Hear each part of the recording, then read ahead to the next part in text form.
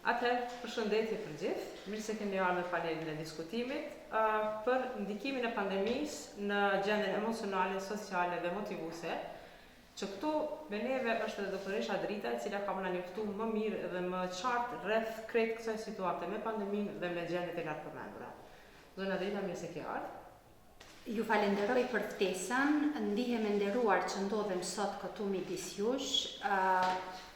Punoj në qendrën e shëndetit mendor, jam psikiatre për fëmijë dhe adoleshent, psikoterapiste e familjes dhe supervizore e psikologëve klinik dhe psikoterapistëve. Ndihem mirë kur punoj me adoleshent sepse ata sjellin freski. Faleminderit shumë zonja Drita për gatishmërinë. Tani është rava që disa nxënës me i ndoh përvojat e veta se si kanë kalu ata në procesin e karantinimit edhe qysh janë ndje, qysh kanë qenë gjendjet, sjelljet dhe gjithçka rreth tyre. Fjalën e ka Erioni. Atëherë si të gjithë që kemi pas përvoja nga më të ndryshmat në periudhën e karantinës, pra pandeminë, edhe unë jam këtu për të ndarë një nga përvojat e mia. Atëherë shkollën domethënë që bëj në Prizren dhe unë që vi nga Tirana domethënë dhe periudha e karantinës që më ka zënë në Kosovë, domethënë ka rënë që dhe ta përjetoj larg familjes time. 3 muajt e parë domethënë gjatë fazës parë të karantizimit dhe komplet ka qenë një lloj sfide dhe përvoje ndryshe nga gjenerata jonë që mund provonte ndonjëherë. Distanca nga socializmi, shoqëria, aktivitetet më ndryshme që kemi bërë brenda familjes, përvojën domethënë që kemi marrë me një ambient më të mbyllur, domethënë me kufizime, ka qenë komplet diçka më ndryshe për ne domethënë. Më pas gjatë periudhës dytë më ka rënë që të shkoj edhe tek familja ime në Tiranë, që hapësirat kanë qenë akoma më të ngushta, më të mbyllura. Edhe përvoja ka qenë më ndryshe, domethënë me një ambient më të vogël, kemi qenë më shumë veta. Kemi bërë aktivitete më të ndryshme, ka ndikuar pastaj edhe në pjesën e mësimit online që kemi bërë, që edhe orari prishjes së gjumit për shembull edhe nga sfidat më ndryshme që kemi. Pjesa e gjumit që ka qenë më ndryshe, domethënë humbja e kohës, logjikës kohës, domethënë që nuk caktonim ishte natë apo ditë që rrinim zgjuar ose që rrinim me ta përmjet ose që shoqëroheshim në rrjetet sociale me tjerët. Këto domethënë pikat përgjithshme, mund të kalojmë edhe në përvojë tjetër më detaje tek shoqja jonë kosovare. Përshëndetje, ashtu që ka pas gjatë karantinës anën negative, të njëjtën kohë ka pas edhe anën pozitive. Na ka rënë mësu shumë gjëra të reja të cilat ndoshta në jetë kush se kena provu se kush s'kena më pas mundësi me provu. Njëna prej tyre është që na ka mësuar se çysh më kanë ti i lumtur me shëndetin tanë gjatë çasaj kohe. Në njëjtën kohë u kanë edhe pjesa që ki pas mundësi më kanë më me afërsi me familjen tonë. Domethënë me pas me shumë komunikim me familjen e ngushtë. Në njëjtën kohë kemi mujtë që në tavolinë me lut lojra ndryshme që ndoshta kur kemi qenë vetëm fëmijë kena mujtë me krye ato lojra ndoshta gjatë kësaj kohe jo, sepse normal që kemi shkollën edhe disa aktivitete tona ndryshme. Pjesa tjetër është që na femnat e kemi zakonisht pasion kuzhinën edhe nuk kemi pas kohë ndoshta ndërmjet aktiviteteve të shumta me krye çat punë. Gjatë karantinës kena pas më shumë mundësi me marrë me ato. Pjesa tjetër është që unë për shembull kam pas kohë të lirë më shumë që me këshu filma të ndryshëm ose të njëjtën kohë edhe me lexu libra të ndryshëm. Përshëndetje. Normalisht që para se me fillu pandemia, ne kemi pas një jetë shumë normale dhe jemi kanë shumë pajtu me atje që kemi bë. Dhe thonë, ditën kur ka arë lajmi që kemi mbyllë për shkak një virusit, COVID-19, gjithë kemi qenë të habitum se që po ndodhë. Edhe nuk i kemi pas në mendja që ka me mujtë me arrit me ardhe diri te na. Ditën kur e kemi kuptu këtë sen, na ka arë lajme që kemi majtë tash mësim online edhe nuk kemi u kthy njëherë një kohë gjatë në shkollë. Edhe u ka një gjendje shumë e rëndë për ne, se nuk u ka një hera parë me provu mësimin online. Mësimi online na ka vazhdu 3 muaj dhe u ka një sen shumë i vështirë për neve. Pas 3 mujorit të mësimit online, kemi vazhdu edhe 2 muj pushim veror, një pushim veror që su kanë shumë i knaqën për neve, do me thonë që jemi kanë në karantinë, s'ke mujt me u knaq si pushimet verore tjera. Pastaj kur ka shtatori u ka një fillim, si themi, i ri për ne pas disa mujve që kemi qatë mbyllur, ka një vendim i mirë për ne që të vim një ditë me orë në shkollë dhe një ditë me majtë online, do me thonë u ka një përparësi e vogël për neve. Atë ditë që jem në shkollë, do me thonë, është një ditë shumë e mirë, sidomos për mu, është një ditë që vazhdon me ecë mirë. Ditën që kam online, zgjohem vën, nuk mundona me kalu ditën sa të pak mirë, por nuk është që ecë mirë si ditën që kam mësim, me orë në shkollë. Shpresoj që nuk vazhdon edhe shumë kjo pandemi, shpresoj që të kalojmë mirë edhe to ditë sa kanë vitë, me thonë. Përshëndetje, unë ka folë për një se fundin kam përkro gjatë kohës karantinës. Menoj që gjatë kohës kër jemi kohë në karantinë, kemi kriju një lidhje shumë fortë me prindrit, për shkak se kemi pas kohë me diskutu për gjëra që më të ndryshme se sa veç përshëndetjeve përditshme. Për mu personalisht më ka ardhur një kujdes i mirë, për shkak se gjatë kohës mësimit online më kanë ofruar ushqime të ndryshme, sepse kanë ditë që është një mënyrë monotoni mësimi online. Edhe prindit gjithmonë janë mundu me mbajt qetësinë në shtëpi, edhe mos me na shqetësu shkaku i situatës. Gjithashtu janë mundu që me na largu prej monotonisë të përditshme, duke u marrë me neve me aktivitetet ndryshme, ku kanë kriju gjithmonë momentet mira dhe na kanë lënë edhe hapësirë për hapësirat personale na i kanë kriju për ato që kemë nevojë. Unë me thonë që gjatë kohës i kemë pas ofur edhe janë kujdes për neve, për më të mirat që ata kanë arrit me vë për neve.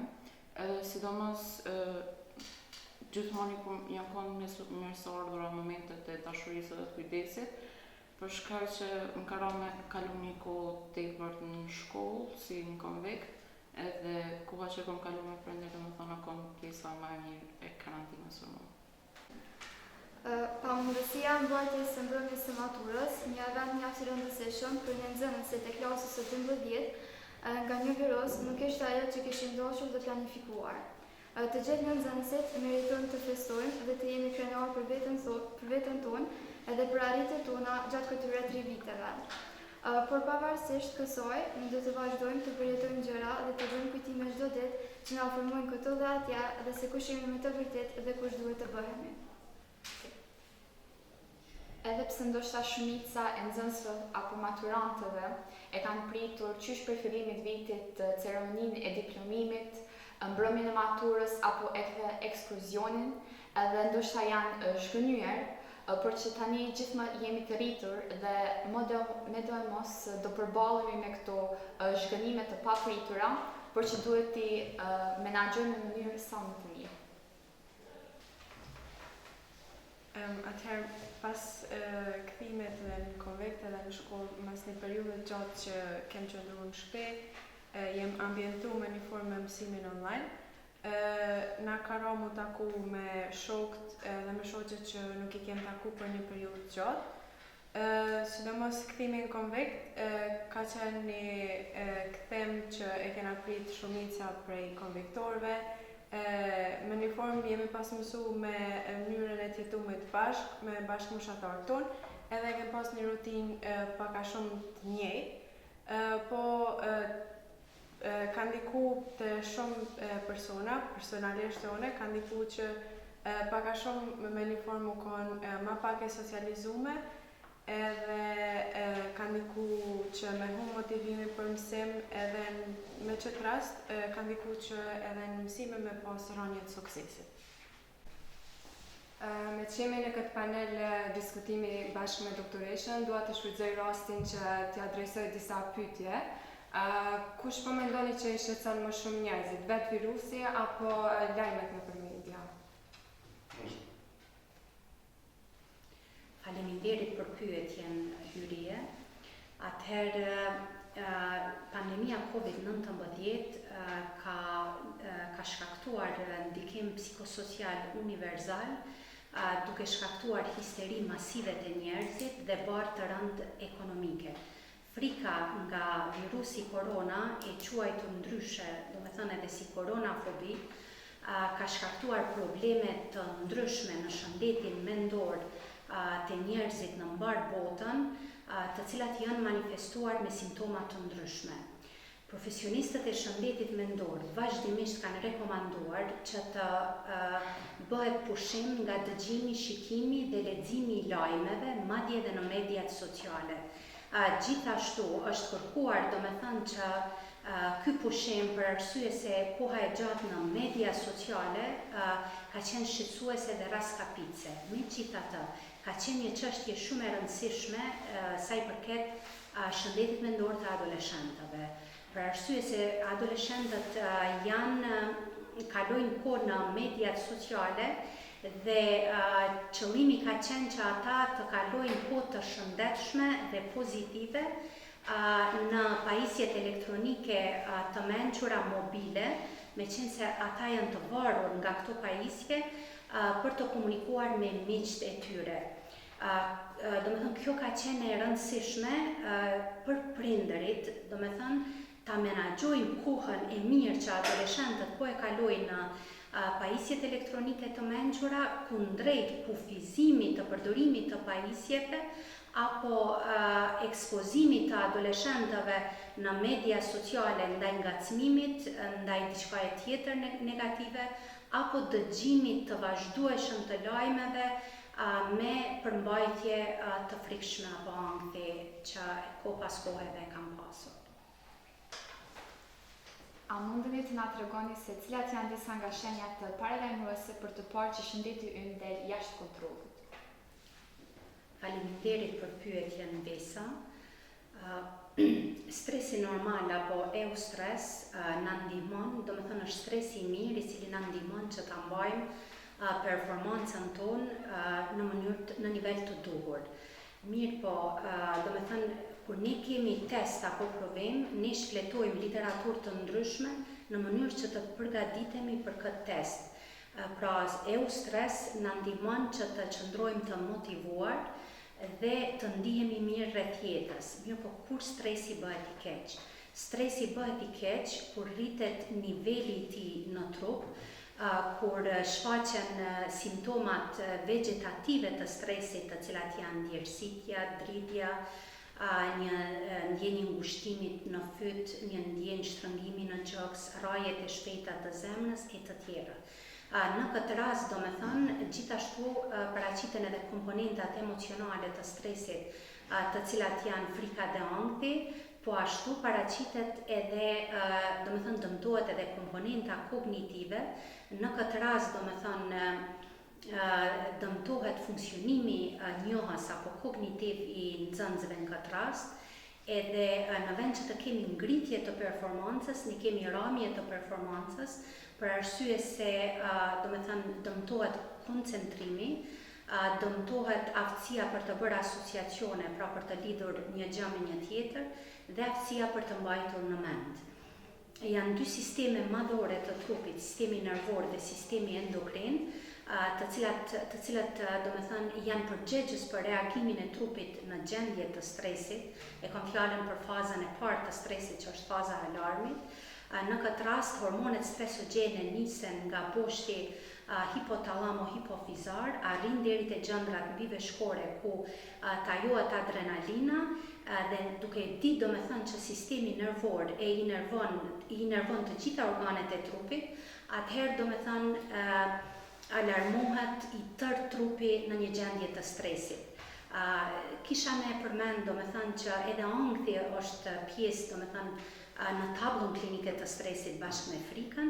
Ankthi është një reagim emocional i joni nga diçka që na vjen prej brenda, do me thënë na nuk e shohim, nuk e dim kush është stresuesi, dhe të gjithë pak a shumë përjetojmë periudha të ankthit, Kjo mund t'jetë domethënë një ndjesi e pakëndshme me një kokdhembje, me një nervozizëm, me një paftësi për të qëndruar i ulur dhe simptoma të tjera vegetative të cilat i përmenda paraprakisht. Kur domethënë ne e shohim që një situatë po bëhet stresuese për ne, kjo do të mvaret nga natyra, domethënë e stresuesit apo e ngjarjes negative që po na ndodh, nga mekanizma tonë mbrojtës dhe nga kapaciteti ballafaques i personit. Në qoftë se domethënë ju e vreni që domethënë po tendoseni gjatë ditëve të punës apo njerëzit në përgjithësi, duhet të kërkohet ndihmë nga profesionisti i shëndetit mendor për arsye se në këtë pandemi ne nuk jemi vetëm, domethënë sidomos në këtë pandemi ne nuk kemi qenë vetëm. Si mund të menaxhohet stresi në periudhën e adoleshencës, duke ditur se është vetë një fazë stresuese dhe në anën tjetër dhe kemi edhe të bëjmë edhe me kohën e pandemisë. Faleminderit Ariana për pyetjen. Adoleshenca është një proces tranzicioni ndërmjet fëmijërisë dhe pjekurisë. Është një stad i zhvillimit njerëzor ku shtohen domethënë nevojat për domethënë pjekja e trurit dhe sfidat sociale rriten në mënyrë të përshpejtuar. Është një stad psikosocial ku ndërtimi i identitetit, përjetimi eksperiencave të reja dhe sfidat sociale mund të prodhojnë rreziqe për këtë fazë të ciklit të jetës, pra për adoleshentët. Kur Organizata Botërore e Shëndetësisë ka shpall pandeminë dhe ka kërkuar distancë fizike me shoqërinë, domethënë ka qenë sfiduese për të gjithë njerëzit. Megjithatë, ka qenë më sfiduese për adoleshentët, me qenë se ata investojnë në performancën sociale dhe formimi i shkatësive sociale është veçanërisht i rëndësishëm në këtë fazë, domethënë të ciklit të jetës në adoleshencë. Në këtë rast, adoleshentët, pandemia COVID-19 i ka sfiduar me distancimin fizik me shoqërinë dhe me ndërprerjen shkollore, atë rutinën tipike, domethënë shkuarjen çdo ditë në shkollë. Po dalim domethënë te performanca sociale për shkak të distancimit fizik me shoqërinë, domethënë shkolla nuk është vetëm një vend ku adoleshentët do të marrin njohuritë e tyre, domethënë nuk është vend i performancës akademike, por është një vend i performancës sociale ku adoleshentët zhvillojnë shkatësi sociale, si dhe një vend domethënë ku ata e shëndetit emocional, ku ata kanë domethënë një rritje emocionale. Po dalim te ndërprerja e rutinës shkollore tipike. Për adoleshentët të mos shkojnë çdo ditë në shkollë, do të thotë që ata të mos zgjohen herët nga gjumi. Si rezultat i kësaj, në qoftë se adoleshentët nuk zgjohen herët nga gjumi, atëherë domethënë do të zgjohen më vonë dhe do të shkojnë për të fjetur më vonë. Si rezultat i kësaj do të vihet deri te prishja e ritmit të gjumit. Në qoftë se ne, domethënë në qoftë se adoleshentët, me qenë se truri i tyre ka nevojë për 8 deri 9 orë gjumë, në qoftë se nuk bëjnë gjumë të mjaftueshëm, nuk do të jenë vigjilent gjatë ditës, domethënë do të preket funksionimi kognitiv pra njohës dhe do të dëmtohet koncentrimi. Në këtë rast, domethënë, kërkohet nga prindërit dhe familjarët në përgjithësi që të kërkohet domethënë një rutinë e shëndetshme për adoleshentët në mënyrë që brenda kësaj rutine ata të bëjnë gjumë të mjaftueshëm adekuat, ata të ushqehen në mënyrë të shëndetshme, të kryen detyrat e shtëpisë, të marrin pjesë në mësimin online, të vinë domethënë në mësim të drejtë për drejtë dhe të kryen aktivitete fizike dhe të dalin jashtë domethënë në natyrë, qoftë edhe për një kohë të shkurtër. Atëherë shumë njerëz aktualisht duhet të jenë mes 4 mureve, edhe ndjenja vetmis shumë shpejt është duke u bërë një problem shumë i madh. Çfarë mund të ndërmarrin të shmangeve e këtyre pasojave, mos më ardhej të pasojat më të rënda? Faleminderit për pyetjen Florentina. Pandemia COVID-19 ka gjetur shumë njerëz në mbar globin me rrjet të dobët social dhe domethënë në pandemi nuk e kanë pasur mundësinë të rikrijojnë një rrjet të ri social. Domethënë ndjenja e vetmisë për shkak të mbylljes së vendit dhe izolimit social ka shkuar duke u përkeqësuar te ta deri domethënë kur ne si komunitet në përgjithësi domethënë kemi marrë masa për me lehtësu këtë ndjenjen e vetmisë për arsye se ka pasoja në shëndetin mendor të popullatës. Kisha me cek domethënë që kur njerëzit për shkak të sigurisë janë mbyllur, domethënë janë izoluar sepse e kanë perceptuar virusin jashtë, disa studime kanë treguar se do ta kenë të vështirë të dalin jashtë dhe kur ne përjetojmë ngjarje negative, përjetimet të cilat na sfiduan gjatë pandemisë, te shumë njerëz, domethënë është hapur kapaku i stresit, i ngjarjeve negative të cilat ata i kanë kaluar gjatë jetës dhe domethënë në këto raste është e rëndësishme që të kërkohet ndihma domethënë e profesionistit të shëndetit mendor. Kisha me cek domethënë që në përgjithësi njerëzit edhe domethënë vullnetarët në luftën kundër koronavirusit ka pasur grupe të tilla në mbar botën, domethënë ata e kanë pasur edhe një detyrë të tillë.